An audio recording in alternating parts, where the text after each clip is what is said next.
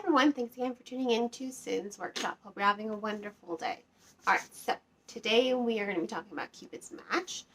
This is a Wattpad book, and this is a book that's been sitting on my digital, because it was an ebook arc that I received a while ago, and it just kind of got lost because there were other books that I had prioritized above it.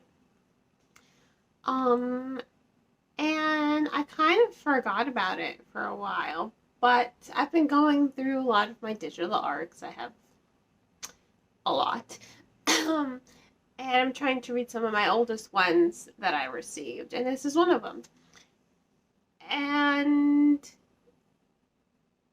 I think I know why I neglected it. It's mainly because, as interesting as the premise seemed, and as much as I wanted to read it, I was just like, kind of shrugging it off, because I was like hesitant. When you see a book and you're just like, am I gonna like it? Am I? And you read it anyway because it's free, right? It's a free book.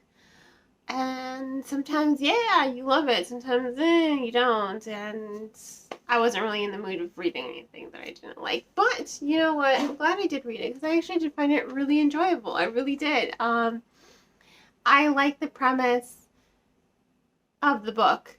It reminds me, do you remember that TV show Valentine? I loved that TV show. It only ran for one season, unfortunately. Had, your Greek gods, there are matchmaking, right? And that's kind of the premise of this novel. You have the Cupid Matchmaking Service. And Lila Blake, she goes there and she's just like, can you guys stop spamming me? Now she has no idea that they are actual Cupids. It's a whole organization of Cupids, formed by Venus, Aphrodite herself. And what they've been spamming her about is, you've been matched with Cupid, the one and only Cupid, right? Eros to some. I prefer the Greek names to the Roman. Let me just say that. So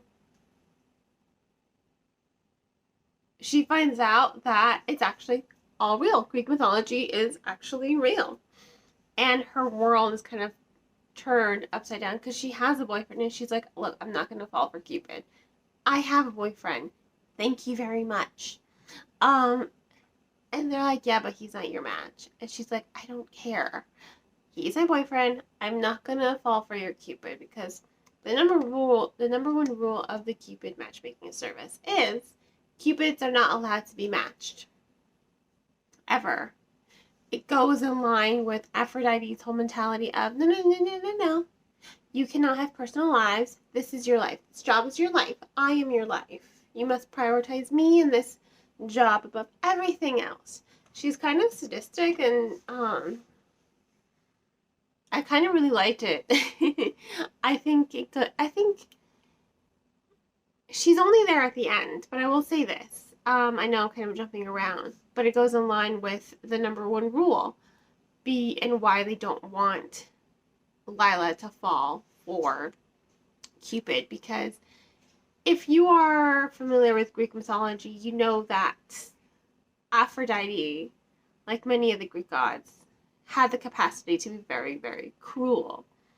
And I think that kind of gets lost in translation sometimes, because you think of Aphrodite, you think of love, you think, oh yeah, she's this kind of, from Hercules' legendary journeys, this kind, loving, hippy-dippy kind of chick. No, if you are familiar with Greek mythology, she does have the capacity, much like others, to be cruel and vindictive. She doesn't like people to be prettier than her, or, she'll punish you, like, harshly. She's, like all the other Greek gods, kind of scary. You really do not want to piss off Aphrodite. So I really like that this author I can't pronounce her last name, I'm sorry. I butchered it in practice several times. Um, so I'm just sorry. The author, I like that she went this route with her storytelling to create this sort of vindictive, malevolent goddess who's going to come back should Cupid fall, should the match be made and Cupid and Lila fall for each other, because that's all it takes for the match to be made. They just have to have feelings for one another. Once that happens, bam, Aphrodite's going to come back and rip everyone to shreds. So Lila's life has kind of been turned upside down, and you have this assassin group. They're called the Arrows. They're just like the match notes not be made. They like take the rules very seriously. So they're like gonna kill her. No one wants Aphrodite back. They're like, no. Aphrodite can't come back. Nope. But she does come back. They're a little bit more okay with it because they're the rule enforcers. So that's that. I like that there's no insta-love trope in this story. And remember how I said everyone's a Cupid? Well, there's a hint, and I like the misdirection in the storytelling as well. You think this other Cupid might be her match instead of the Cupid. And I like that. It keeps the reader guessing.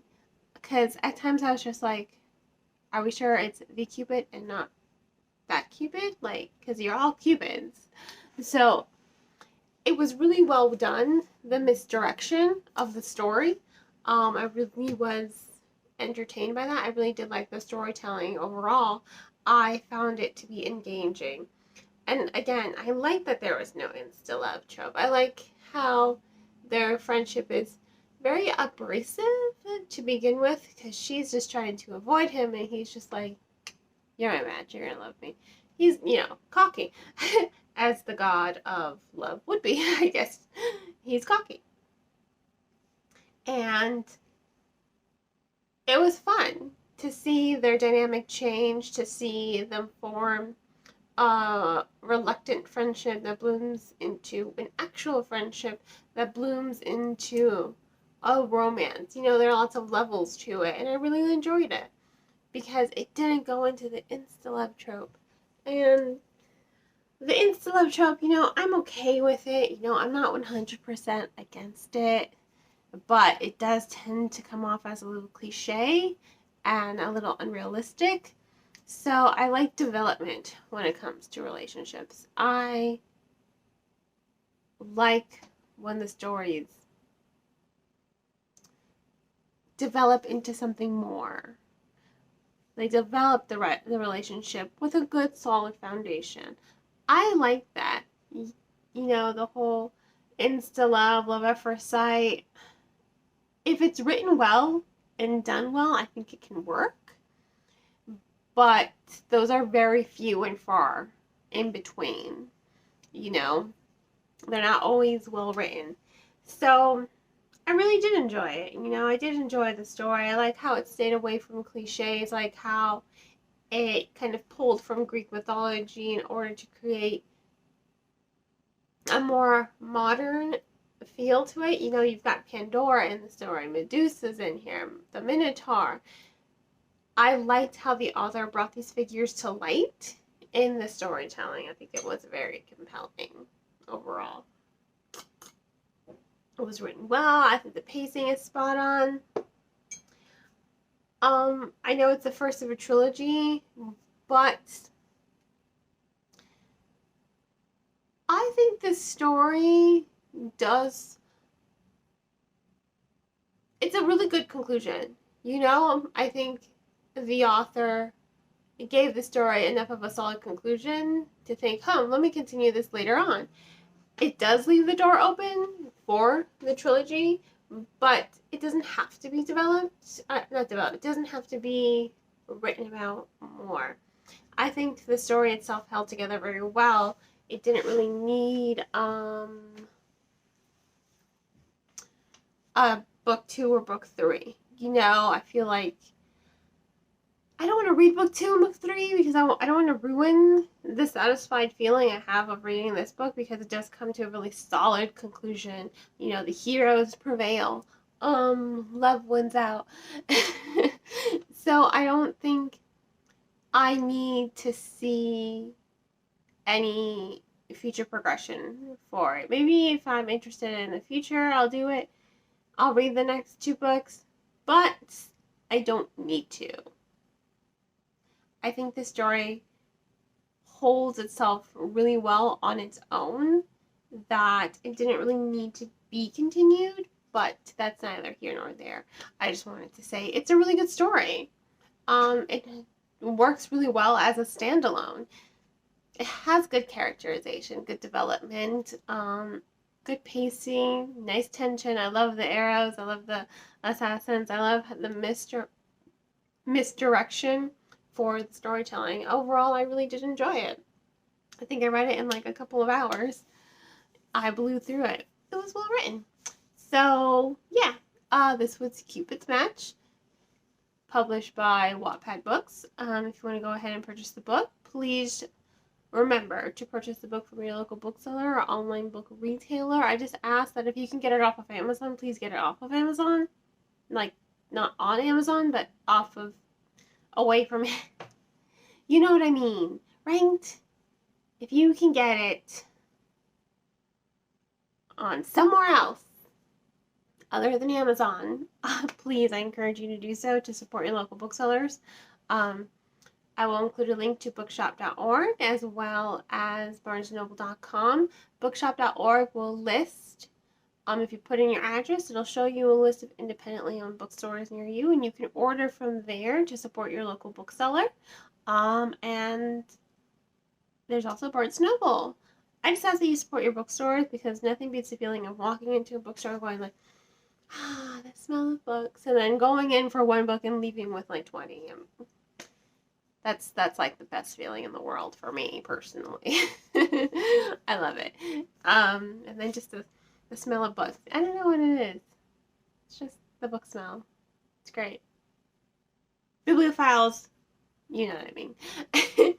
Anyway, on that note, I hope you all continue to support me by liking this video and subscribing to my channel. Please don't forget to share it with all your book loving friends as well.